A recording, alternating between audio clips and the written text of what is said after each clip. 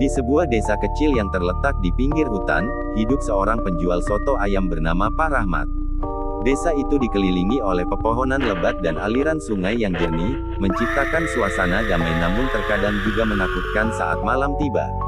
Penduduk desa dikenal sebagai orang-orang yang ramah, tetapi mereka juga menyimpan banyak cerita tentang hal-hal gaib yang terjadi di sekitar mereka.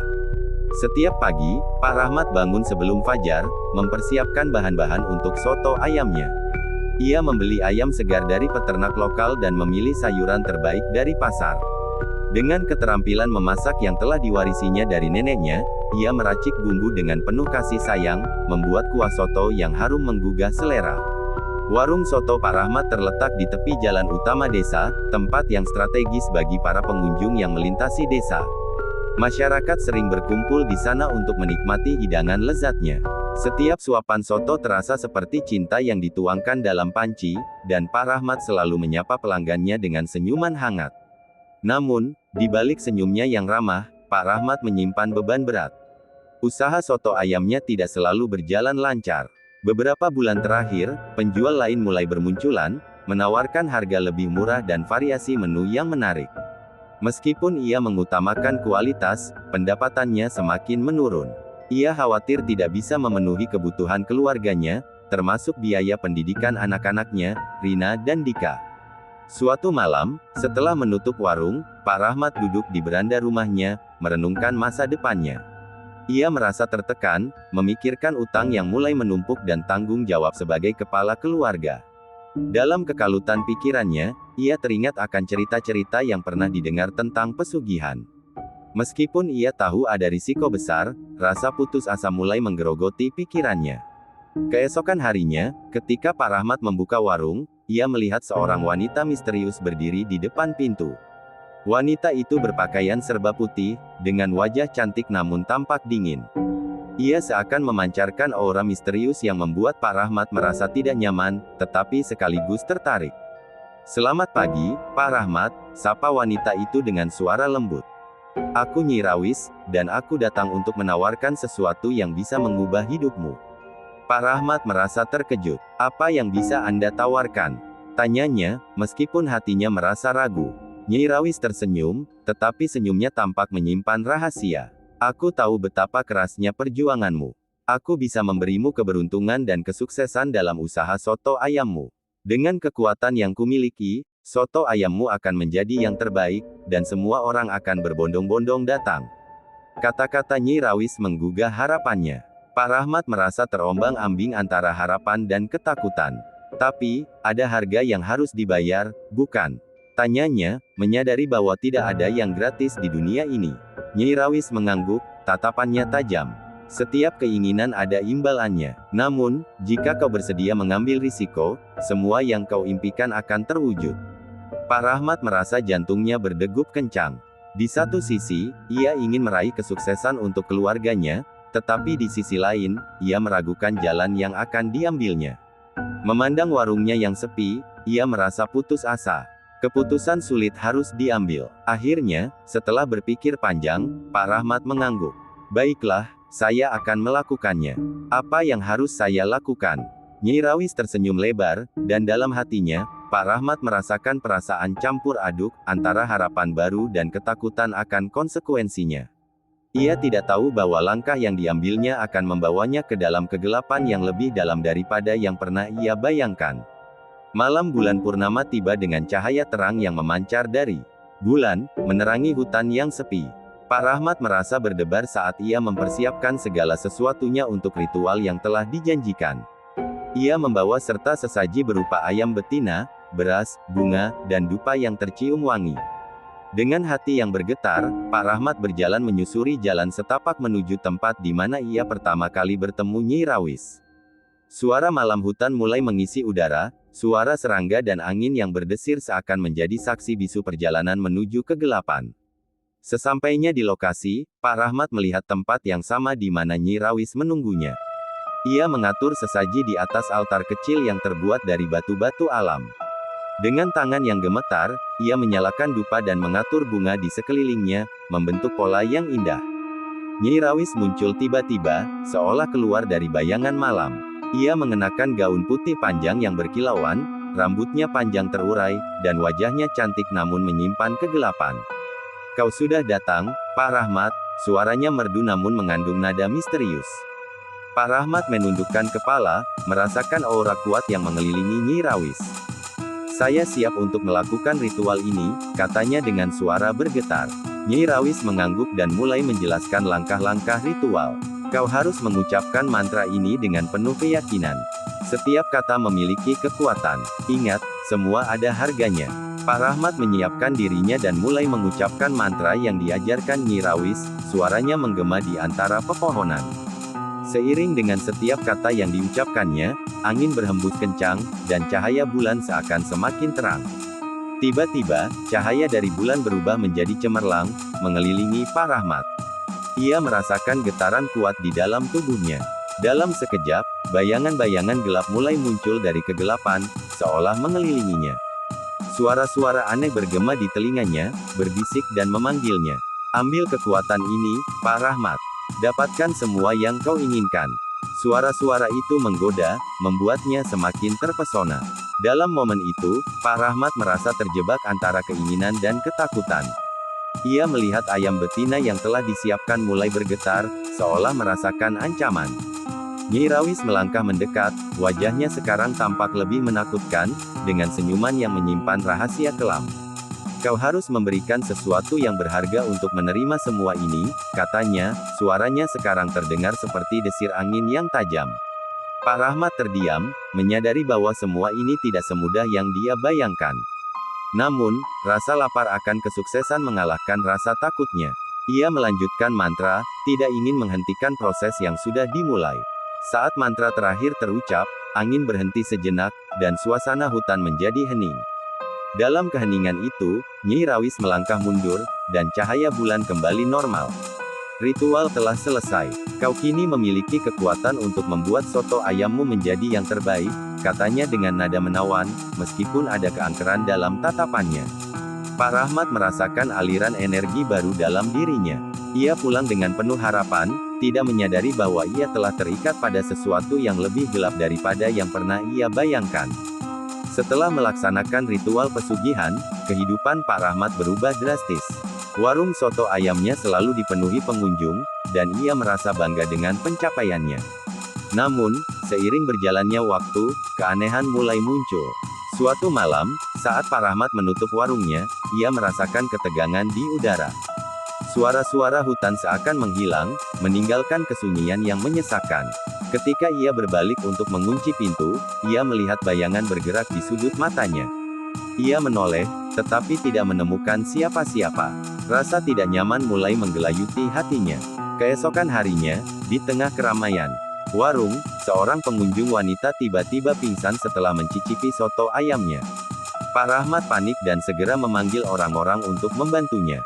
Saat wanita itu sadar, ia mengaku melihat sosok hitam melayang di atas meja, menakut-nakuti dirinya. Warga desa mulai berbisik, menuduh soto ayam Pak Rahmat sebagai penyebab kejadian aneh yang menimpa wanita itu. Pak Rahmat merasakan ketakutan menyelimuti dirinya, tetapi ia berusaha menepisnya. Ia berusaha meyakinkan diri bahwa semua itu hanya kebetulan. Namun, malam berikutnya, saat ia sedang mengemas sisa makanan, ia mendengar suara bisikan lembut di telinganya, "Kau takkan bisa melarikan diri." Suara itu seperti datang dari dalam kegelapan, membuatnya merinding. Ia menoleh ke sekeliling, tetapi hanya ada kesunyian. Ia merasa ada yang mengawasinya, dan setiap kali ia menjual soto ayam, ia merasakan sepasang mata tajam meneliti setiap gerakannya. Keanehan semakin menjadi-jadi. Beberapa pengunjung yang datang untuk menikmati soto ayamnya menghilang tanpa jejak. Keluarga mereka mulai mencarinya, dan desas-desus tentang kutukan mulai beredar di desa. Kekhawatiran mulai merasuk ke dalam hati Pak Rahmat, tetapi ia masih berpegang pada keyakinan bahwa semua ini hanya kebetulan. Pada suatu malam, saat bulan purnama kembali bersinar terang, Pak Rahmat terbangun dari tidurnya karena mendengar suara ketukan di pintu. Dengan hati-hati, ia membuka pintu dan melihat sosok wanita berpakaian putih berdiri di luar. Wajahnya tampak samar di bawah cahaya bulan, tetapi Pak Rahmat mengenali sosok itu, Nyi Rawis. "Kau telah melanggar perjanjian, Pak Rahmat," katanya dengan suara yang dingin. Kini, saatnya kau membayar harga dari keberuntungan yang kau dapatkan. Mendengar kata-kata itu, Pak Rahmat merasa ketakutan yang mendalam. Ia berusaha menutup pintu, tetapi Nyi Rawis dengan mudah mendorongnya dan masuk ke dalam rumah. Kau tidak bisa melarikan diri dari apa yang telah kau pilih, ucapnya sambil tersenyum sinis. Pak Rahmat merasa jantungnya berdegup kencang. Ia tahu bahwa ia harus menghadapi konsekuensi dari pilihannya. Nyi Rawis mulai berputar di sekelilingnya, menciptakan aura kegelapan yang menyelimuti ruangan. Setiap jiwa yang hilang adalah imbalan dari kesuksesanmu. Apakah kau siap untuk kehilangan lebih banyak lagi? Dalam momen itu, Pak Rahmat merasakan betapa kelamnya jalan yang ia pilih. Ia ingin berteriak, tetapi suaranya terjebak di tenggorokannya. Dalam kepanikan, ia terjatuh, dan saat itulah ia melihat bayangan-bayangan gelap menari di dinding. Sosok-sosok itu adalah pengunjung yang menghilang, wajah mereka tampak putus asa. Pak Rahmat berusaha bangkit, tetapi kakinya seolah terikat oleh kekuatan gaib. Nyi Rawis mendekat, dan Pak Rahmat merasakan napasnya yang dingin. Kau harus membuat pilihan, Pak Rahmat. Apakah kau ingin terus berkuasa atau menyelamatkan jiwa-jiwa yang terjebak? Ketakutan dan penyesalan menyelimuti dirinya. Dalam hatinya, ia tahu bahwa ia harus mencari jalan untuk membebaskan diri dari kutukan ini sebelum semuanya terlambat. Setelah malam yang menakutkan bersama Nyi Rawis, Pak Rahmat tidak bisa tidur. Hatinya dipenuhi rasa cemas dan penyesalan. Ia tahu bahwa ia harus mencari solusi untuk mengakhiri kutukan ini sebelum lebih banyak jiwa melayang. Pikirannya melayang kepada Ki Joko, dukun tua yang dikenal bijak dan mengerti hal-hal gaib. Pagi harinya, Pak Rahmat pergi ke rumah Ki Joko. Perjalanan menembus hutan terasa lebih berat dari biasanya. Setiap langkahnya disertai rasa was-was, seolah hutan itu sendiri mengawasinya. Sesampainya di rumah Ki Joko, Pak Rahmat melihat dukun tua itu sedang duduk di beranda, menyalakan dupa dan meracik ramuan. Pak Rahmat, kau tampak gelisah, ucap Ki Joko sambil mengamati wajah Pak Rahmat. Ada yang ingin kau bicarakan? Pak Rahmat menceritakan semua yang terjadi, dari keberuntungan yang tiba-tiba datang hingga hilangnya pengunjung warungnya. Ki Joko mendengarkan dengan seksama, matanya menyiratkan kebijaksanaan dan kekhawatiran. Kau telah terjebak dalam jaring pesugihan yang gelap, kata Ki Joko dengan suara berat. Nyi Rawis tidak akan membiarkanmu pergi begitu saja. Ia menginginkan imbalan untuk setiap keinginan yang kau panjatkan. Pak Rahmat merasa hatinya semakin berat. Apa yang harus saya lakukan, Ki Joko? Saya tidak ingin ada lagi orang yang hilang. Ki Joko menatap Pak Rahmat dengan penuh empati. Kau harus kembali ke tempat di mana kau melakukan ritual dan membatalkan perjanjian. Namun, itu tidak akan mudah. Nyi Rawis akan berusaha menghalangimu, dan kau harus siap menghadapi konsekuensinya. Pak Rahmat mengangguk, merasakan tekad menguat di dalam dirinya. Ia bertanya, apa yang perlu saya bawa untuk membatalkan perjanjian itu? Ki Joko memberikan petunjuk tentang apa yang perlu dipersiapkan, sesaji yang tulus sebagai tanda penyesalan, dan mantra yang bisa melawan kekuatan Nyi Rawis. Ia juga memberi tahu Pak Rahmat untuk tidak pergi sendirian. Ajak seseorang yang kau percayai untuk menemanimu. Kekuatan bersama lebih kuat daripada sendirian. Setelah berbincang, Pak Rahmat pulang dengan perasaan campur aduk, tetapi ada secercah harapan di akhir jalan. Ia memutuskan untuk mengajak sahabatnya, Budi, yang selama ini selalu mendukungnya, untuk menemani perjalanan berbahaya ini. Malam itu, Pak Rahmat mendatangi Budi dan menjelaskan semua yang terjadi. Awalnya, Budi skeptis, tetapi setelah melihat kepanikan di wajah sahabatnya, ia setuju untuk membantu. Kita akan menghadapi ini bersama, Rahmat. Kita tidak akan membiarkan Nyi Rawis menguasai hidupmu. Keesokan harinya, mereka berdua mempersiapkan semua yang diperlukan untuk ritual pembatalan. Pak Rahmat membawa ayam betina yang masih hidup, bunga segar, beras, dan dupa, sambil Budi membawa alat-alat yang diperlukan. Mereka berdoa sebelum berangkat, berharap agar perjalanan mereka diberkahi. Saat mereka memasuki hutan, suasana terasa semakin mencekam.